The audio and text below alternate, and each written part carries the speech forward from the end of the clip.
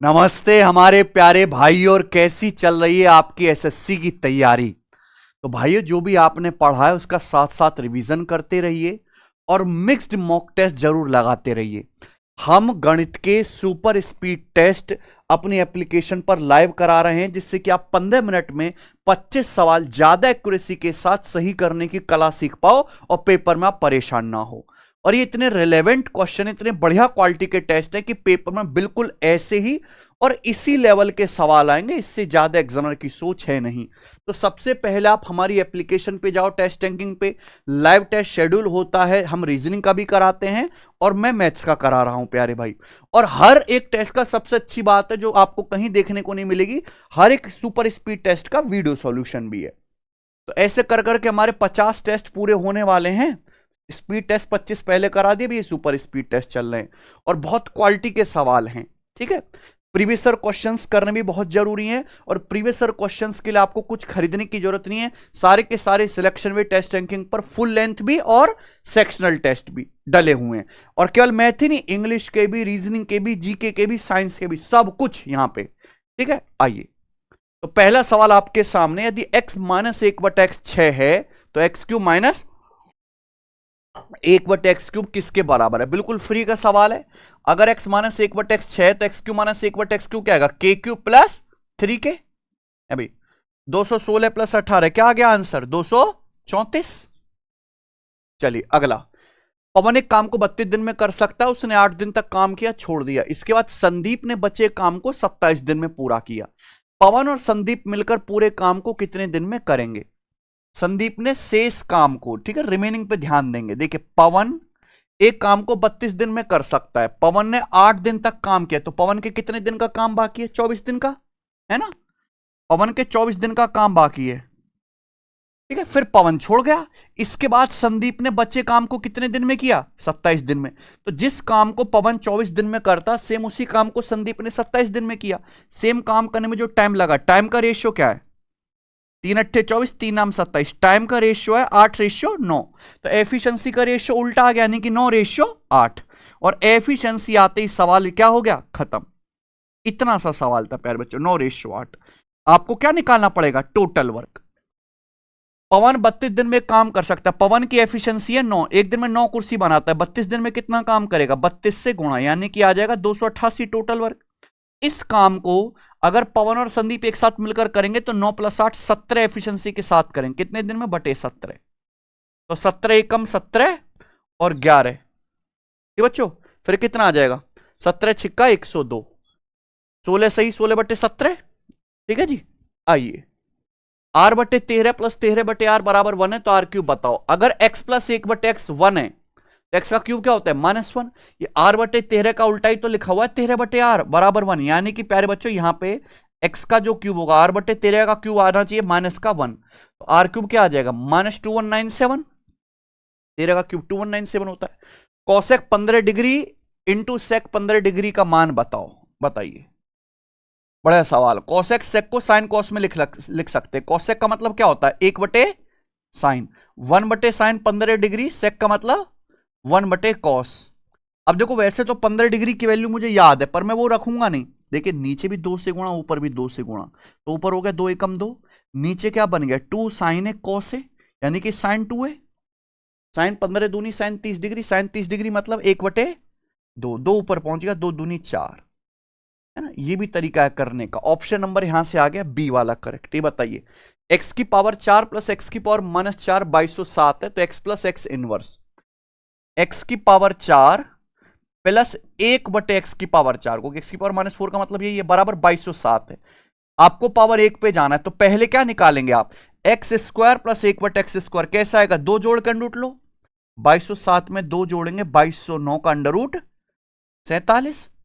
ये x² + 1/x² आ गया। फिर x + 1/x निकालना है, फिर से 2 जोड़ के अंडर रूट लो, 47 में 2 जोड़ेंगे 49, 49 का अंडर रूट कितना आ गया? ये x + 1/x आ गया। ठीक है ना? ऐसे करते जाना होता है। आइए अगला। पी और क्यू किसी काम को अलग अलग 60-75 दिन में कर सकते हैं, एक साथ काम शुरू करते हैं, लेकिन पी ने कुछ दिन समय बाद काम छोड़ दिया। पी ने, दोनों ने साथ में काम शुरू किया, पी ने कुछ टाइम बाद छोड़ दिया। क्यू ने अगले 30 दिन में काम को पूरा किया। तो पूछा यह है कि कितने दिन के बाद पी ने काम छोड़ दिया। देखो मान लो जैसे काम यहां से शुरू हुआ यहां पे खत्म हुआ, कुछ दिन तक पी और क्यू ने साथ में काम किया, फिर पी छोड़ के चला गया, बचा काम क्यू ने किया अगले 30 दिन में। आप बताओ क्यू पूरा काम 75 दिन में करता है, पी 60 दिन में। क्यू 75 दिन में करता है तो क्यू ने 30 दिन में अकेले कितना काम किया होगा? 30/75, यानी कि 2/5। 2/5 काम क्यू ने किया है, तो बाकी का 3/5 काम 3/5 वर्क पी और क्यू दोनों ने क्या किया होगा? मिलकर। तो बस ये पता लगाना कि पी और क्यू मिलकर 3/5 काम कितने दिन में करेंगे। पहले निकालो पी और क्यू पूरा काम कितने दिन में करेंगे। पी 60 दिन में करता है, क्यू 75 दिन में, दोनों मिलकर पूरा काम करेंगे 60 गुणा 75/60 + 75 इतने दिन में। तो पी और क्यू 3/5 काम कितने दिन में करेंगे? गुणा, ये आ गया 15 पंजे 75, 15 निम्मा 135, यही है ना। 3 तिया 9, ये भी 5 भी कट गया, 20 दिन। यानी कि पी और क्यू ने साथ में 20 दिन तक काम किया है, तो मतलब 20 दिन बाद पी छोड़ के गया है। ठीक है ना, आंसर क्या आ गया? 20 दिन। ये भी तरीका है बिना एलसीएम के सवाल करने का। एक सर्कल के सेक्टर के एरिया 66 है, एंगल ऑफ सेक्टर 60 डिग्री है, सर्कल की रेडियस बताओ। देखिए सेक्टर का एरिया दिया है, सेक्टर का एरिया कैसे निकालते हैं? πr² into θ/360 degree. तो पाई नहीं बताएगा तो 22/7 लेंगे, 22/7 r² इंटू थीटा कितना है? 60 डिग्री। 60 डिग्री बटे 360 यानी कि 1/6। तो 22 तिया ये आ गया, तो 7 6 42 तिया 126 हो गया ना r²। तो रेडियस कितनी आ गई इसका? √ 14 निम्मा 126 यानी कि √ आएगा 3√14, है ना। आइए, What is AS a congruence rule of triangle where A and S represent angle and side of triangle respectively? ये पूछा हुआ सवाल है, काफी पुराना। बताओ ASA रूल क्या है? ASA रूल ये है कि अगर दो ट्राइंगल में दो एंगल बराबर है और उनके बीच की साइड इक्वल है तो आपस में क्या होते हैं? कॉन्ग्रुएंट। पहला देखते हैं, 2 triangle are said to be congruent if all 3 side of both the triangle are equal. ये SSS रूल है। दूसरा, 2 triangle are said to be congruent if 2 angle and the included side of one triangle are equal to 2 angle and the included side of other triangle। ये वाला सही है ना। दो triangle congruent होंगे अगर दो एंगल और उनके बीच की जो साइड है वो इक्वल हो जाए दूसरे ट्राइंगल के, है ना बच्चे। x की पावर 4 प्लस 16/x की पावर 4 है 15,617। x positive, x plus 2/x बताओ। बढ़िया सवाल है। x की पावर 4 प्लस कितना है? 16/x की पावर 4 बराबर 15617। यहां भी आपको पावर 4 से पावर 1 में आना है। कैसे करेंगे? देखो ये एक परफेक्ट स्क्वायर कब बनेगा? x² का स्क्वायर प्लस 4/x² का होल स्क्वायर है ना ये, यानी कि दोनों तरफ क्या जोड़ना पड़ेगा? 2ab 8 जोड़ना पड़ेगा। ये बन गया x² प्लस 4/x² का होल स्क्वायर। अंडर लेंगे तो क्या आएगा? x² plus 4/x²। और ये बन गया मेरे भाई कितना? 15,625। इसका अंडर रूट क्या आएगा? 125। दोनों तरफ से अंडर रूट ले लिया दिमाग में, है ना। फिर से अंडर रूट लेना है तो x² प्लस 2/x का होल स्क्वायर। अब दोनों तरफ क्या जोड़ना पड़ेगा? 4 ऐड करेंगे, ये बनेगा प्यारे बच्चों x प्लस 2/x का होल स्क्वायर। कितना? 129। तो x प्लस 2/x क्या आएगा? √129। दिमाग में करना था ऑप्शन नंबर बी। आइए, A boat cover a certain distance against the stream in 9 hours 36 minutes and it cover the same distance along the stream in 6 hours. Same distance आ गया ना। What the ratio of speed of boat in still water to that of stream?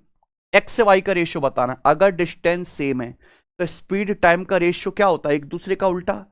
एक boat को against the stream यानी कि upstream जाने में समय लगता है 9 घंटे 36 मिनट। 9 घंटा प्लस 36 मिनट का मतलब क्या होता है? 36/60, 3/5 आवर, है ना। तो आ जाएगा कितना? 48/5 घंटे लगता है अगेंस्ट द स्ट्रीम। और सेम डिस्टेंस डाउनस्ट्रीम जाने में कितना समय लगता है? 6 घंटे। तो डाउनस्ट्रीम और अपस्ट्रीम में जो टाइम लगता है, टाइम का रेशियो कितना है प्यारे बच्चों? टाइम का रेशियो 6 से 48 जाएगा 8 बार, ये 5 ऊपर जाएगा 5/8। डाउनस्ट्रीम अपस्ट्रीम में सेम डिस्टेंस जाने में टाइम लगता है, टाइम का रेशियो 5/8। अगर टाइम का रेशियो 5/8 है तो स्पीड का रेशियो उल्टा आएगा 8:5। डाउनस्ट्रीम अपस्ट्रीम की स्पीड का रेशियो रिवर्स आ गया 8:5। लेकिन आपसे पूछा एक्स से वाई का ratio, कॉम्पेंडो dividendo D plus you upon D minus you. X बटे वाई आएगा 8 + 5 अपॉन 8 - 5 है, शॉर्ट ट्रिक है 13/3, है ना। हमेशा से सवाल में डाउनस्ट्रीम और अपस्ट्रीम की स्पीड का रेशियो निकाला करो। आइए 11वां सवाल। An overhead tank which supplies water to a settlement is filled by 3 borewell. First 2 borewell operating together will fill the tank in the same time as taken by third borewell. ठीक है, 3 borewell है, वो एक tank को तीसरा borewell उतने ही समय में भरता है जितने में पहले 2 मिलकर भरते हैं, यानी कि सी की एफिशिएंसी A + B के बराबर है। Second borewell fills the tank 10 hours faster than the first and 8 hours slower than the third. जो सेकंड बोरवेल है ये पहले से 10 आवर क्या है, फास्टर है। फास्टर यानी कि कम समय लेगा, और तीसरे 60 आवर स्लो, यानी कि जो सेकंड बोरवेल है तीसरे 60 घंटे ज्यादा लेगा। तो आपसे पूछा time required by third borewell to fill the tank alone, तीसरे बोरवेल को सी को अकेले भरने में कितना टाइम लगेगा। मान लो सी लेता है T घंटे, ये 8 घंटे ज्यादा लेगा, 8 घंटे स्लो, यानी कि T + 8। बताओ पहला बोरवेल कितना लेगा। अगर ये 10 घंटे कम ले रहा है बी, तो ए 10 घंटे ज्यादा लेगा ना, यानी कि T + 8 से 10 ज्यादा, T + 18 है ना। फास्ट का मतलब कम टाइम लेना, स्लो का मतलब ज्यादा टाइम लेना। तो आप बताओ, देखो यहां सी कंफ्यूज करने के लिए दिया है, सी का मतलब A + B तो है, A + B T में भर रहे हैं, T + 8, ये T + 18, तो T की वैल्यू क्या आएगी, डायरेक्ट √8 × 18, यानी कि 12 घंटे। तो थर्ड बोरवेल अकेले 12 घंटे में भर सकता है। बहुत फेमस सवाल है, ऑप्शन नंबर बी करेक्ट है। कॉट की पावर 4 5 माइनस कॉट स्क्वायर 5 बराबर 1, तो कॉस की पावर 4 5 प्लस कॉस स्क्वायर 5। ज्यादातर ऐसे सवालों का आंसर 1 ही आता है, त्रिकोणमिति का बड़े फेमस सवाल है ये। ठीक बच्चों, भाई क्या है, कॉट की पावर 4 5, फॉर्मूला बनना चाहिए ना, कॉट की पावर 4 5 बराबर, अगर इसको उधर ले जाए तो 1 प्लस कॉट स्क्वायर 5 क्या आएगा, कोसेक स्क्वायर 5। मुझे कॉस बनाना है, तो कॉट का मतलब क्या होता है, कॉस बटे साइन, कॉस की पावर 4 बटे साइन की पावर 4। कोसेक स्क्वायर का मतलब क्या होता है, 1 बटे साइन स्क्वायर। तो आप देख रहे हैं पावर 2 से ये पावर 4 काटेंगे तो क्या बचेगा, पावर 2, तो कॉस की पावर 4 क्या बन गया, साइन स्क्वायर के, है ना। आपसे पूछा है जो कॉस की पावर 4 है, पावर 4 बड़ी पावर को छड़ा करो, कॉस की पावर 4 5 क्या बन गया, साइन स्क्वायर 5, तो sine square 5 plus cos square 5 1। 13 centimetre radius वाले सर्कल में 24 सेंटीमीटर लंबाई की एक जीवा ए बी खींची गई है, शेडेड एरिया आपको बताना है। ये 13 सेंटीमीटर रेडियस है बच्चों, ये एंगल एक्स से आपको शेडेड एरिया बताना है प्यारे, यानी कि सर्कल के सेगमेंट है, वृत्तखंड, इसका एरिया बताना है। देखो कैसे निकलेगा, अगर मैं इस सेक्टर के एरिया में से, सेक्टर दिख रहा है ये, है ना, इस ट्राइंगल OAB का एरिया घटा दूं तब आता है। सेक्टर के एरिया में से ट्राइंगल का एरिया घटाना है तो घटाने वाला सीन एक ही ऑप्शन में ये आंसर होगा, कुछ करने की जरूरत ही नहीं है कि नहीं। हालांकि सेक्टर का एरिया मैंने अभी पढ़ाया था, पाई, रेडियस कितनी है 13, पाई r स्क्वायर, सेक्टर का एंगल कितना है सेंटर पे x, पाई r स्क्वायर थीटा बटे 360 डिग्री, और माइनस इस ट्राइंगल का एरिया। अब यहां पे रेडियस कितनी बोली है 13, लेकिन यहां पे कॉर्ड की लंबाई कितनी बोली है सचिन, 24, ये भी 13 है। तो ये आइसोसेलेस ट्राइंगल हुआ ना, यहां पे परपेंडिकुलर डालेंगे तो बेस क्या आ जाएगा, 12 12 दो हिस्सों में डिवाइड हो जाएगा, और हाइट कितनी आ जाएगी 5। तो इस ट्राइंगल का एरिया आ जाएगा 1/2, बेस 24 है और हाइट कितनी है 5, यानी कि 60 हो गया ना, माइनस कर देंगे, समझे। एक ठग डीलर अपने माल को सीपी पर बेचने का खुलेआम दावा करता है, लेकिन गलत बाट का उपयोग करके 15% लाभ लेता है। 1 किलो के लिए वह कितने बाट का उपयोग करता है, 15% प्रॉफिट कमा रहा है, 15% की फ्रैक्शन 3/20, यानी कि वो 20 का सामान बेच रहा है कितने में, 23 में। अगर कोई कस्टमर 23 यूनिट सामान मांगता है तो केवल वो 20 यूनिट ही देता है। तो 1 किलोग्राम का मतलब है 1000 ग्राम, 1000 ग्राम के बदले कितना दे रहा है ये निकालना है। 23 यूनिट के लिए 1000 ग्राम है, 20 के लिए पूछी है, बताओ तो कितना जाएगा, 23 चौका 92, 8 0, 23 तिया 69, फिर 11 बच जाएगा, तो 23 पंजे 115, अप्रोक्स 43.5 गुना, तो कितना आ जाएगा प्यारे बच्चों, ये 870 ग्राम के करीब, है ना। 870 ग्राम के करीब कौन सा ऑप्शन है, सी, ठीक है ना, उससे थोड़ा सा कम रहेगा। ठीक है जी, आइए P and Q jog along a circular track of 400 meter in opposite direction from the same starting point, starting together with the speed of 10 and 40 meter per second. Whenever they meet, P's speed is double and Q speed is halved. After what time from start will they meet for the third time? तीसरी बार कब मिलेंगे? देखो जब भी P और Q मिलते हैं, P की स्पीड हो जाती है डबल और Q की क्या हो जाती है आधी. तीसरी बार कब मिलेंगे? दोनों अपोजिट डायरेक्शन में दौड़ रहे हैं. अच्छा अपोजिट डायरेक्शन में दौड़ रहे हैं तो पहली बार कब मिलेंगे? Distance upon relative speed. Circular track की लंबाई कितने? 400 मीटर. रिलेटिव स्पीड क्या है सचिन? P की 10 Q की 40 यानी कि 400/50 8 सेकंड. पहली बार मिलेंगे 8 सेकंड का. जब पहली बार मिल गए तो P की स्पीड होगी डबल यानी कि 10 से 20 होगी. Q की स्पीड होगी आधा. 40 का आधा 20 हो गई तो 400/40 कितना? 10 सेकंड के बाद मिलेंगे. अब दूसरी बार फिर से. फिर जब ये दूसरी बार मिले फिर स्पीड P की डबल होगी. 20 का डबल 40 क्योंकि फिर आधा होगी. 20 का आधा क्या होगी? 10. तो 400/50 कितना आ गया? 8 सेकंड. यानी कि तीसरी बार मिलेंगे 8 10 18 8 26 सेकंड के बाद. है ना? ऐसे करते जाना था सवाल में. कॉसेक प्लस कॉट बराबर P. तो आपसे पूछा है P² -1 P² +1. वैल्यू पुटिंग भी कर सकते हो. और ये सीधा सवाल है. Cosec theta plus cot theta P है तो यहां से कॉसेक माइनस कॉट क्या आएगा ये बताओ. Cosec theta minus cot theta बराबर 1/P. ये पूछा है. P² -1 P² +1.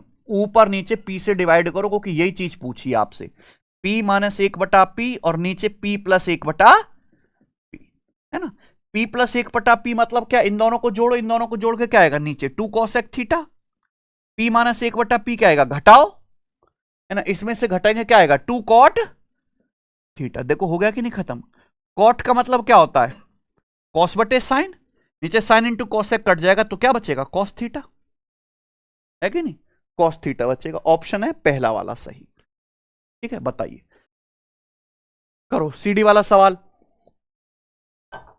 7.6 मीटर लंबी सीढ़ी है. दीवार के सहारे टिकी हुई है.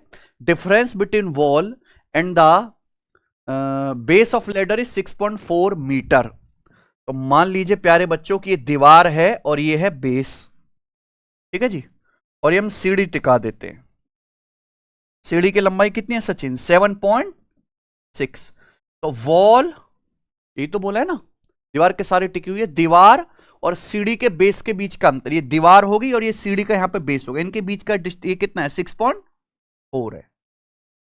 अगर सीढ़ी का ऊपरी हिस्सा 1.2 मीटर खिसक जाता है तो सीढ़ी का निचला हिस्सा लगभग कितना खिसक जाता है? If the top of ladder now slips का मतलब ऊपर नहीं नीचे आ जाएगी सीढ़ी. है ना. सीढ़ी अब यहां आ गई मेरे भाई. यहां पे मान लीजिए कि कितना खिसक गया नीचे? 1.2. तो जब सीढ़ी यहां पे आ जाएगी तो ऐसे हो जाएगी ना पीछे की तरफ. अब सीढ़ी है. ठीक है. आपसे ये पूछा है कि ये हिस्सा कितना खिसक जाएगा? निचला हिस्सा. बच्चों अब यहां पे आपको दो राइट एंगल ट्रायंगल दिख रहे हैं. केवल क्या लगानी थी? पाइथागोरस. ठीक है जी. ये 7.6 का कोई ट्रिपलेट तो है नहीं. तो 90 के सामने 7.6 से 6.4 है. तो पाइथागोरस से क्या आएगा? √7.6 स्क्वायर माइनस 6.4 स्क्वायर. ये आएगा ना सचिन. ठीक है. तो एप्रोक्सी वैल्यू एप्रोक्सी है क्या? लगभग ही है. हाँ तो बताओ 7.6 का स्क्वायर क्या आएगा? 7.5 का स्क्वायर है 56.25. तो 7.6 का स्क्वायर आएगा लगभग 57. है ना. 6.4 का स्क्वायर क्या होता है? 4096 होता है. तो 40.6 यानी कि 41. तो ये 57 माइनस 41 कितना आ जाएगा लगभग आपका? 16 के करीब. 16 का रूट क्या आएगा? 4. हालांकि 4 से थोड़ा सा बड़ा रहेगा. ठीक है ना बच्चों. 4.1 के करीब आएगा ना. थोड़ा बड़ा ही आएगा 7.6 का स्क्वायर. ठीक है. अब यहां पे लगा लेते हैं इस वाले राइट एंगल ट्रायंगल में दूसरे. क्योंकि अभी भी तो सीढ़ी की लंबाई 7.6 है. ये सचिन 4.1 ये 1.2. तो ये कितना बचा? 4.1 में से 1.2 घटाएंगे 2.9. 2.9 फिर से लगा लेते हैं. 90 के सामने 7.6 और 2.9 क्या बचेगा भाई? 7.6 का स्क्वायर अप्रोक्स कितना? 57 और 2.9 का स्क्वायर 8.41. 8.41 यानी कि कितना आ जाएगा प्यारे बच्चों? 8.2.9 का स्क्वायर 8.4 8.4. तो कितना बचेगा मेरे भाई? लगभग बता दीजिए. ये 49 के करीब है ना. 49 का रूट कितना आना चाहिए? 7, 79 बचेगा ना, अप्रोक्स 7 आएगा। ये 7 है पूरा, ये 6.4 है, तो कितना बचेगा फिर ये 0.6 मीटर के करीब, ठीक है ना। हालांकि इतने नजदीक देने नहीं चाहिए, बी ऑप्शन बनना चाहिए इसका, ठीक है।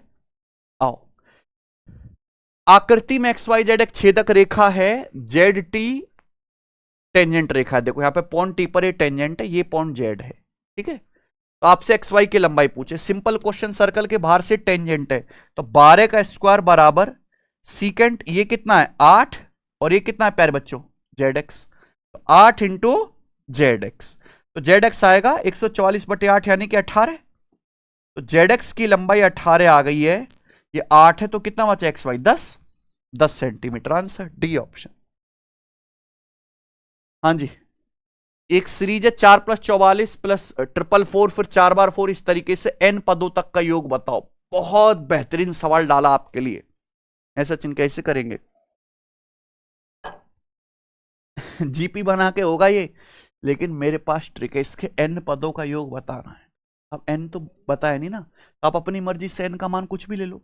मान लीजिए मैंने n की वैल्यू a की ले ली, a की पद का योग बताऊंगा मैं, तो a की पद का योग कितना रहेगा, केवल 4 रहेगा ना। तो आंसर ऐसा होना चाहिए जो n बराबर 1 रखने पर क्या आ जाए 4। बेस्ट ट्रिक है, n बराबर 1 रखेंगे तो क्या बनेगा जी, ये 8 - 1 7, 7 81 को काटेगी नहीं आएगा घटा के, है भाई। यहां 8 - 1 7, 7 81 को काटेगा ही नहीं आएगा ये बच्चों। यहां 10 - 1 9, 9 से 81 9, 40/9 - 4/9, 36/9, ये वाला ऑप्शन 4 बनेगा, है ना। ये नहीं बन पाएगा क्योंकि यहां क्या आ गया 5n/9 आ गया, ठीक है बच्चे, आंसर आ गया सी। एक इक्विलेटरल ट्राइंगल की साइड 9 है, what is the radius of circle circumscribing this equilateral triangle. Triangle के सर्कल की रेडियस क्या होती है, a/√3। अगर इक्विलेटरल ट्राइंगल है, इक्विलेटरल ट्राइंगल के सर्कल की रेडियस क्या होगी a/√3, तो 9/√3 क्या आएगा 3√3, ठीक है ना। समबाहु त्रिभुज को परिगृत करने वाले वृत्त की त्रिज्या a/√3, सही है। 2004 में रोहिणी अपने भाई अरविंद से 3 गुना बड़ी थी। 2014 में रोहिणी अपने भाई से सिर्फ 6 साल बड़ी थी। रोहिणी का जन्म किस साल में हुआ बताओ। Rohini was thrice as old. 3 गुना बड़ी नहीं आएगा, 3 गुना, हाँ ठीक है। वैसे तो 2004 रोहिणी जो है वो अपने भाई का कितने थी सचिन 3 गुना। ये था एज का रेशो कब 2004 में। आगे सवाल में बोला है कि 2014 में रोहिणी अपने भाई से सिर्फ 6 साल बड़ी थी। भैया रोहिणी अपने भाई से 6 साल बड़ी तो हमेशा रहेगी ना। 2004 में रोहिणी की एज अपने भाई से 3 गुना थी, तो रोहिणी अपने भाई से कितनी बड़ी थी 2 यूनिट, जबकि सवाल के अनुसार कितनी बड़ी है, चाहे कोई भी समय देखो 6 साल ही बड़ी रहेगी। 2 की वैल्यू 6 साल, तो रोहिणी की एज कितनी आ गई 9 साल, यानी कि 2004 में रोहिणी की एज आ गई है 9 साल। पूछा गया रोहिणी का जन्म किस साल हुआ। 2004 में रोहिणी 9 साल की थी, जन्म कब हुआ 2004 से 9 साल पहले, यानी कि मेरे डेट ऑफ बर्थ 1995 में, है ना। आइए 2 नंबर का एचसीएफ 17, एलसीएम के बाकी 2 फैक्टर या गुणनखंड 11 19 है, छोटी संख्या कौन सी है। 2 संख्याओं का एचसीएफ 17 तो एलसीएम भी 17 का मल्टीपल होगा। एलसीएम के बाकी 2 फैक्टर 11 19 है, तो छोटी संख्या होगी 17 गुणा 11, बड़ी होगी 17 गुणा, तो 17 गुणा 11 यानी कि 187। आंसर ये बताओ, ठीक है। अगर आपको पूरा मैथ्स पढ़ना है बेसिक से हाई लेवल तक, एसएससी, रेलवे, स्टेट पुलिस, और आप चाहते हो कि हम 3 से 4 महीने में सिलेबस पूरा कर लें, और आप अच्छे एस्पिरेंट है, मेहनती विद्यार्थी, तो आपके लिए मैथ स्पेशल रिकॉर्डेड बैच सबसे बेस्ट है, जिसके एप्लीकेशन पे एडमिशन चालू है। ये ज्वाइन करके पढ़ो एक बार, मजा आ जाएगा कि जितनी प्रैक्टिस हम कराते हैं और कहीं नहीं मिलेगी आपको, ठीक है। बताओ, बढ़िया सवाल। Joseph diametrically crosses a semi circle playground and takes 48 second less than if he crosses the playground along the semi circular path. If he walks 50 metre in 1 minute, 1 होगा ना ये, in 1 minute. The diameter of playground, देखो ये एक semi circular playground है। बहुत अच्छा सवाल है, समझना। साल बोला है जोसेफ अगर डायमीटर के अलोंग पार करता है एक प्लेग्राउंड को सेमी सर्कुलर पाथ की तुलना में दो तरीके से पार कर सकता है ना, या तो डायमीटर के अलोंग पार करे या सेमी सर्कुलर पाथ के अलोंग पार करे। तो डायमीटर के अलोंग पार करने में 48 सेकंड समय कम लगता है। अब जोसेफ की स्पीड तो फिक्स है, कितना 1 मिनट में कितना जाता है 50 मीटर। अगर स्पीड सेम है प्यारे बच्चों तो डिस्टेंस डायरेक्टली किसके प्रोपोर्शनल होगा, है सचिन, टाइम के। अब बताओ, देखो बहुत बेहतरीन कॉन्सेप्ट बताऊंगा। अगर मान लो ये रेडियस 7 है, कितनी है सचिन रेडियस, तो ये कितना आएगा 22, यानी कि अगर वो जब डायमीटर के अलोंग पार करेगा तो कितनी डिस्टेंस जाएगा 14, और जब सेमी सर्कुलर पाथ के अलोंग पार करेगा तो कितनी डिस्टेंस जाएगा 22। यानी कि प्यारे बच्चों डिस्टेंस जो ट्रेवल कर रहा है डायमीटर के अलोंग और सर्कुलर पाथ के अलोंग, वो डिस्टेंस का रेशियो कितना है 7:11। कितना है रेशियो 7:11। तो यानी कि उसको डायमीटर और सर्कुलर पाथ को क्रॉस करने में जो टाइम लगेगा, टाइम का रेशियो भी तो 7:11 होगा, क्योंकि स्पीड क्या है यहां पर फिक्स्ड है ना। तो आप बताओ डायमीटर के अलोंग पार करने में कितना समय कम लगा 4 मिनट, जबकि सवाल के अनुसार 4 की वैल्यू कितनी दे रखी है 48 सेकंड, 12 गुना। तो डायमीटर को पार करने में समय भी लगा 7 का 12 गुना, यानी कि 84 सेकंड। 84 सेकंड में कितना जाएगा, ठीक बच्चों, 1 मिनट यानी कि 60 सेकंड में जाता है 50 मीटर, तो 1 सेकंड में जाएगा 5/6 मीटर। तो 84 सेकंड में जाएगा गुणा 84, ये आ जाएगा प्यारे बच्चों 70 मीटर। ये डायमीटर की लंबाई आएगी, इससे बेहतरीन सॉल्यूशन नहीं, समझे। इस खतरनाक सवाल का इससे स्मार्ट सॉल्यूशन नहीं है। cos a upon 1 minus tan a plus sin a upon 1 minus cot a क्या है, cos a upon 1 minus tan का मतलब क्या है भाइयों, sin बटे cos, बेसिक से बता देता हूं। sin अपॉन cot का मतलब क्या है, cos बटे sin, cos ऊपर ले जाते तो cos square upon cos minus sin, और ये क्या है sin square upon sin minus cos, सही है ना। ये cos माइनस sin है, sin माइनस cos, तो माइनस कॉमन ले लेते हैं, माइनस कॉमन लेंगे तो sin माइनस cos का भी क्या हो जाएगा cos माइनस sin। तो नीचे cos माइनस sin और ऊपर हो गया जी cos square minus sin square. A square minus B square को ए माइनस बी से भाग देंगे क्या आएगा a प्लस बी, यानी कि cos प्लस sin। कौन सा ऑप्शन आ गया डी, ठीक है ना। आखिरी सवाल, मार्क प्राइस पे 12% डिस्काउंट के बाद एक मोबाइल का सेलिंग प्राइस है 22,352।